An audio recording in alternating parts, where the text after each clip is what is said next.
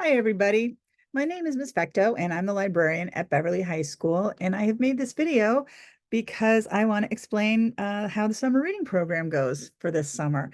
Summer reading is my favorite part of the summer. And the reason that we do it is not so much for learning loss, not so much to make you think about school, but really because it's a great opportunity for you to find what you love to read and learn how to love reading. There's only two reasons that people don't think of themselves as readers. The first is that they're not a great reader, and the cure for that is practice. So summer reading helps with that.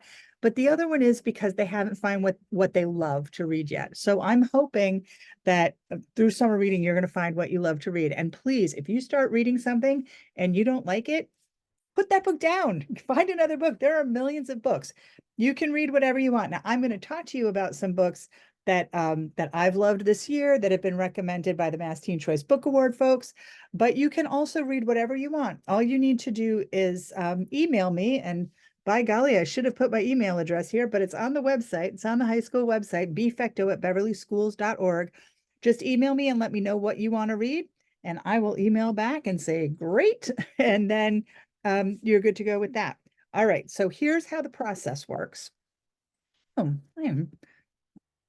there we go. So these are the books that I chose. There are 11 of them. These are just books, well, 10 books that I've read and loved this year, and one that I will be reading this summer that have been chosen because I think that they'll appeal to people and hopefully to you. Then these are the books from the Mass Teen Choice Book Award. I haven't read all of these. I was on the committee. I've read most of them, and I've heard how people love them. So what I'm going to do for these, well, you know what? When we get to that point, I'll tell you about it. So here's the process. On the first day of school, you're either going to be at the high school or you're going to be attending virtually. Either way, make sure that you fill out the summer reading survey by the first day of on or by the first day of school. And that's going to give you a couple of options. So the first option is if you read one of the Mass Teen Choice Book Award books, all you have to do is answer these questions. Do you think this book should win the award? Why or why not? What person did you find the most interesting in the book and why? And what scene in the book did you find the most interesting and why? And that's your ballot. As long as I can tell from your answers that you read the book, you're good to go. If you decide to read one of the other books from the list or a book of your own choosing, you need to have a little bit more robust response. That's anything that you like. There are plenty of options on the website. You can create a playlist of songs for a character and tell why they, why those songs works, that you think that they appeal to that person. You can make a game out of it. Whatever, you can make something physical. We do have a summer reading art show in October, and if you do a nice job, your work could go in the art show. You can write something. The only thing you can't write, don't tell me what happened. Don't write me a synopsis of what happened in the book. I want to know what you think of the book. So the grading process is you get 1 point for filling out the survey. So even if you weren't able to read, if you were kidnapped over the summer by mutant coal miners and forced to toil in the bowels of the earth for energy, you will still get credit. You'll get a D minus, but you'll get something. It will keep your grade from being entirely destroyed. If you do a response piece, but I can't tell from your response piece if you read the book or not, you'll get a 2. That's a C minus. Now, if you did read the book and I just can't tell, that's a me problem. So come and find me. I am absolutely A-okay with, once we talk about the book and you show me that you've read it, with you getting the full 4 points, which is an A plus. If you, so Friday, September 6th is the due date. So please bring your stuff into school by Friday, September 6th. If you write something, there's a Google Classroom. When you fill out the survey, it'll give you the link to the Google Classroom. If you create something, please bring it to school by the 6th.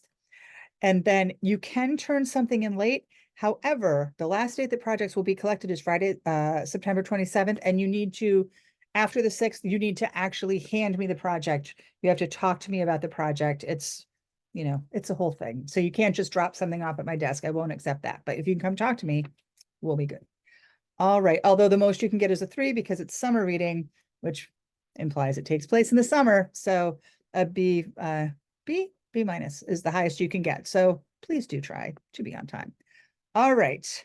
Where are you going to get these books? Well, Libby, Hoopla, and Sora are all apps that give you options for ebooks and often audiobooks for at least all of the Mass Teen Choice books are on Sora, and you can get to that through the high school website. Libby and Hoopley, you can get through the public library through using your library card. They're all great ways to have books with you on your phone. You can also go in public to the public library, which we'll talk about in a minute. They'll have everything. Copper Dog and the Bookshop and the Farms are both independent bookstores. We are lucky enough to have two independent bookstores in Beverly, and they both have the summer reading information, and we'll have some of the titles there. So if you're the kind of person who knows you just want to own your own book, go ahead and go there. Bootstraps is having an event on July 20th at the middle school. It's they're going to be giving away free summer reading books. If you wait till the 20th and you still don't have it, it's a great opportunity. There's going to be all kinds of fun things going on for students in grades K through 12. So go to the middle school on July 20th. Then the public library also has a bingo board summer reading program, excuse me, that's not just about reading. It's about all kinds of fun stuff.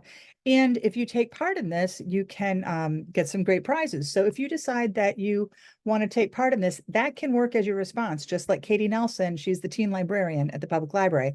Just let her know that you're doing this as your summer reading project, and she will let me know, and you'll be all set. All right. They also, the public library is having their summer reading kickoff on the 12th from 6:30 to 8. Should be fun. They have free ice cream. There's music. It's a good time. So there's that going on, plus all of these other things. The public library has so many different activities, and they are geared for you. They want teens in the teen room. So all of these are free. They often have snacks involved there. You can only go to the beach so many times. What if it rains? What if it's too hot? There's beautiful air conditioning here and a lot of fun activities. If you would like the public library's website has a list of all these, and Ms. Wozniak in the middle school library and I at the high school library will also have a stack of sheets that you can take that will have all these dates on them. They're also doing a summer art challenge at the library. So if you want to go to if you want to do an art project for your summer reading response piece, but you don't have art supplies, go on down to the public library, use their art supplies for free. It's a pretty good idea. All right. Now I'm going to talk to you about the books. These are the books that I chose just because I read them this year and loved them. So the first one is Check and Mate. This is by Allie Hazelwood, who usually writes adult romance, but this is geared for younger students, or well, for younger people. It's called New Adult. So the main character has just graduated high school, and she used to be a chess prodigy when she was a kid, but she's stepped away from chess. It was not good for her. She's not going back until she goes back. It turns out that she needs some money and she's being offered money. She goes back, and one of the other aspects is that she meets the chess champion of the world, I guess. I don't know. This chess champion, and everybody loves him. He's handsome, he's charming, he's funny, he's smart, except for her. She can't stand him. So it's classic enemies to lovers trope. If you're a romance reader, you're going to love this. The Wolves of Willoughby Chase is our classic this year. And usually my classics are like John Steinbeck or Alice Walker or something like that. But this year I went with a kid's classic. This was my favorite book when I was in 5th grade. And it's written for the 5th and 6th graders of the 1970s. So it's pretty good. But what I love about this book is it's scary, but it's little kid scary. So scary stuff happens, but it's going to be okay.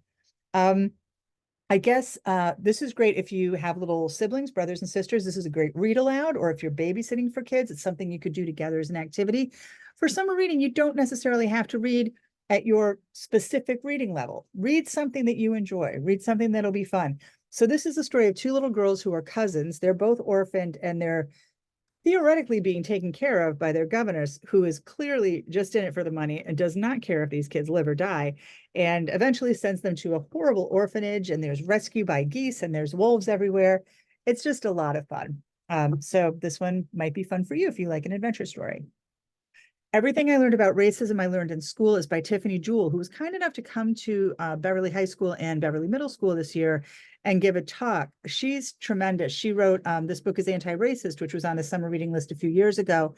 And what I love about this book is that it definitely made me think of some of the things in my career. I mean, I've been teaching for a long time, and things that I've unintentionally said or done that, I know better now, but it also, I don't know.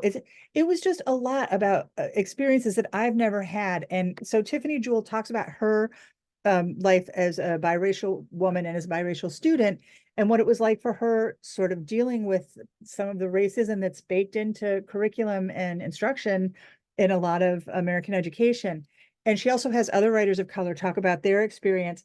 And it goes beyond just the personal. She really talks about what we in the education business call pedagogy, but in a way that is so valuable. I feel like every educator, I keep telling people, you've got to read this, you've got to read this, but also students as well. Tremendous book.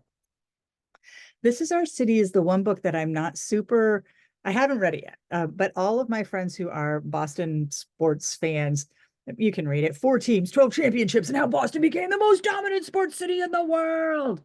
When you open this book, a gallon of pure testosterone will fall onto your body. It's that sportsy. So it's about the Big Four in Boston. And I do intend to read it because here's the thing. I put a sports book on summer reading every year and I end up loving it. So we'll see how it goes. I may come back to school in the fall wearing a Bruins jersey. It seems unlikely, but you never know. How to Draw a Graphic Novel is a book that I didn't think I was going to like, and I loved it. It's kind of a big floppy thing. It's skinny, but it's big. So I had to set it on the table. But then when I opened it, I was like, oh, there's a little bit of a history of graphic novels. And incidentally, graphic novels, like audiobooks, are great ways of reading. Don't let anyone tell you that, oh, graphic novels aren't real reading. Oh, audiobooks not real reading. You use the format that works for you. But in this one, it's about graphic novels themselves. And so it talked a little bit about the format, but then it goes into the details of like, well, it's right there in the title, how to draw a graphic novel, how to make panels, how to make it look like actions happening, how to shift the focus. I'm terrible at drawing, but this really made me want to draw a graphic novel. And here's the thing, this is great for your response piece because once you read this, you're definitely going to want to at least try to do some graphic novel writing, illustrating, whatever. There's your response piece right there. You turn that in and you're good to go. Stress less. So every year I put a mental health book on summer reading, but I feel like the one from last year was like, are you stressed? Don't be stressed. Stress is terrible for teenagers. Like it was very aggressive. Whereas this one's very mellow. Hey, buddy, are you stressed? Do you want to feel better? One thing I will warn you about is that there's like strategies in here and stuff. And at one point I was doing some of the strategies and like fell asleep and smashed my face with the book because I was lying back. So do be careful. Don't operate heavy machinery while reading this book. But if you are somebody who does tend to be stressed, you're going to find a lot to help you in here. So speaking of stress, all right. So the Pallbearers Club is a horror novel, and I'm not good at horror. I don't like horror, but I read this because it takes place at Beverly High School. It takes place at Beverly High School in 1989. Guess who did her student teaching in Beverly High School in 1989? Me. I was there. Although I do not recall there being vampires, so it may be some fictionalized. But what I love about this, so Paul Tremblay is a local guy. He went to BHS for a while, and he set this in 89. So they go to Lynch Park, I think they go to the Roller Palace. Like it's very like you will feel what it was like to be in Beverly in the 80s through this book, plus, death and destruction and vampires. So anyway, if you like horror, if you're not freaked out by horror, you will like this. For me, I powered through because I had to read it, but and I did enjoy it. But whenever there's a horror book, I'm always like, okay, and someone after me, will I be the next to die? Peach Rebellion. This is straight up historical fiction. And so I know that that the Great Depression was one of the things that led into World War II, but I've always thought of them as two very distinct historical things. But this book made me realize that people who were kids people who were teenagers during World War II were little kids during the Great Depression.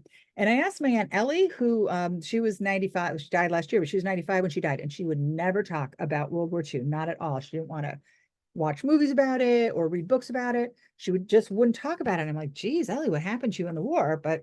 But she was fine talking about the Depression. And I didn't realize that would have been like her childhood. And I asked her, what's the deal with that? Why wasn't that worse? And she's like, well, there were whatever, 8 of us, but when you're a little kid, you just think whatever your life is like is what your life is like. So she said, yeah, we'd have half a ketchup sandwich for dinner and go to bed hungry, but we just assumed everybody did that.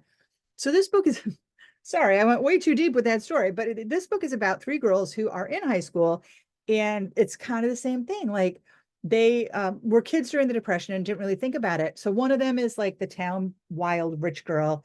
One of them is this good little girl who works at her parents' peach farm and does everything that they say. And the third one is a kid who survived the Dust Bowl and went from Oklahoma to California. But on the way, they were so impoverished that her little brothers died of starvation, and they buried them somewhere in California. And her mom never talks about it, won't talk about the brothers, and she's clearly broken. They didn't have words like PTSD or depression back then, but there's something wrong with her, and so she and her friends decide to figure out what actually happened to the brothers and see if there's a way that they can help their mother sort of deal with the trauma. Anyway, really good. Made me think about history in a way that I hadn't before. All right, Remarkably Bright Creatures is just delightful. I don't usually like books about animals because I feel like they try to anthropomorphize them, like make them more human. And this one, I mean, they do. The one of the narrators is that orange guy. His name is Marcellus McSquiggins or something like that. Anyway, he was named by the zookeepers, by the aquarium guy's like 8-year-old daughter. Anyway, he's a Pacific Coast octopus, and he knows from the sign on the side of his tank that he's going to die soon. He only has a couple of months to live, so he wants to see more of the world. So he keeps escaping from his tank. So one time when he's out of his tank, he's eating some Chinese food in the kitchen. Don't ask. And he gets caught up in some wires. And one of the custodian, she's an older woman who cleans at nights, helps him get untangled, goes back to his tank, but she doesn't tell. She doesn't squeal because she knows that he's trying to get out. And she's like, you know what? Good luck, buddy. So he knows he's going to die, and he considers her his best friend. And so he wants to do something for her to make her life better. And he does.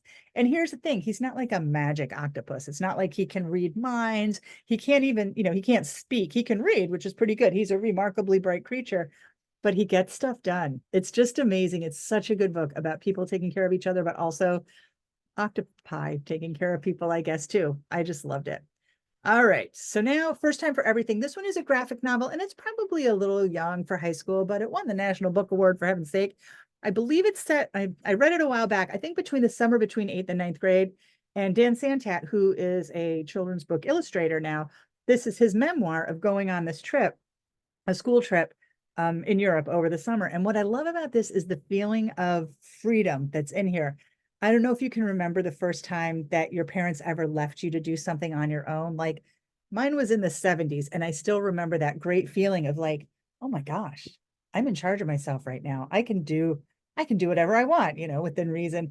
There's just a great feeling to being trusted enough to do something on your own that this book is infused with. And it's really cute. It's a graphic novel, highly recommended. Okay, this is the last one, and this is my favorite book that I've read this year, and I decided this in April. That early I decided. So here's the plot, right? It starts, it's science fiction, which is not usually my thing, but it starts, this guy wakes up. His name is Ryland something Grace. He goes by his last name, Grace. So Grace wakes up, he's bare naked, he's in a metal tube, he is starving. He can't remember his name, his job, what he's doing, where is he? He doesn't remember anything. He just knows that he's a human and he's alive. And he looks around and he sees that he's in a windowless room. There's like a low humming noise, and there's 2 other metal tubes in the room with him, and in each one is a very dead body. Then we go to chapter 2. Chapter 2, we go back in time, and what it turns out, what we learn is that there's this tiny little microorganism that has come to our solar system and is reproducing like crazy and has made this huge swath between Venus and between the sun and Venus, and it's absorbing the power of the sun. So the earth is no longer as warm as it used to be. It's getting cooler, and soon we're not going to be able to grow food. They figure like 50 years before complete extinction of humanity. So all of the great minds in the world get together. Every nation in the world puts in all their resources to try to build this spaceship that's going to take them to take the 3 greatest minds, scientific minds in the world, to this other solar system where this is happening, but doesn't appear to be changing temperatures. So they want to send them there to see what's happening in hopes that they can come back and save the world. So it's a Hail Mary pass for humanity, right? Well, then, so chapter 3, we're back to Grace, and he's just remembered that he's a middle school science teacher. So how he is going to, is he one of the greatest minds, scientific minds? Who knows? I've met some really smart middle school science teachers. But anyway, so the story goes back and forth from Grace not knowing anything and then slowly starting to remember things, figuring it out. Then he gets to the other solar system and oh my gosh, it's so good and I can't even tell you what happens. And then maybe is he going to be able to save humanity? Who can say? And then the other story is everybody back on Earth. Oh my gosh, we're all going to die. This is terrible. But wait, okay, we're going to solve this. We're going to make the spaceship. Okay, great. We're going to find these geniuses and we're going to put them in there and hopefully they can save humanity. So they're both at odds, like the way the story's going, but they tie together beautifully. And I just found out that it's going to be a movie next summer, starring Ryan Gosling, which hooray, excuse me. But I think it's going to be wonderful. So those are the summer reading books that I picked. If you want to read something else, email me.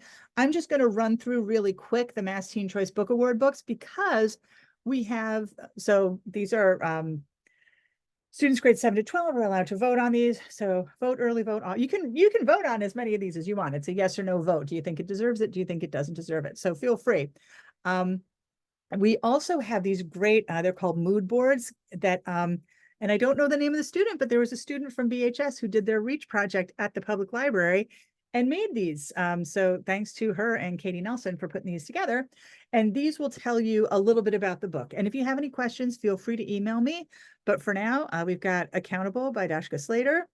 We've got As Long as the Lemon Trees Grow by Zulfa Katu. We've got I, Mija by Christine Suggs. We've got Bianca Torre is Afraid of Everything by Justine Pusella Winans. We've got Bittersweet in the Hollow by Kate Pearsall. We've got Blue Lock Volume 1 by Maniyuki Kaneshiro. This is manga. You read it backwards. This is Breathing Count Back from 10. That's by Natalia Sylvester. Give Me a Sign by Anna Sortino.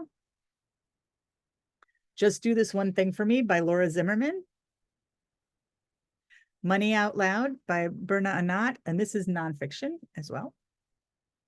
Promise Boys by Nick Brooks. Resball by Byron Graves. The Search for Us by Susan Azim Boyer. This Is Our Place by Vita Martins. Threads That Bind by Kika Hazopoulou. Throwback by Maureen Gu. Warrior Girl Unearthed by Angeline Boulay. Well, That Was Unexpected by Jessie Q. Sutano. Where You See Yourself by Claire Forrest. The Wicked Bargain by Gabe Cole-Navoa. And Your Lonely Nights Are Over by Adam Sass. I hope you find something that you love, and please do email me if you need any help. Thanks. Bye.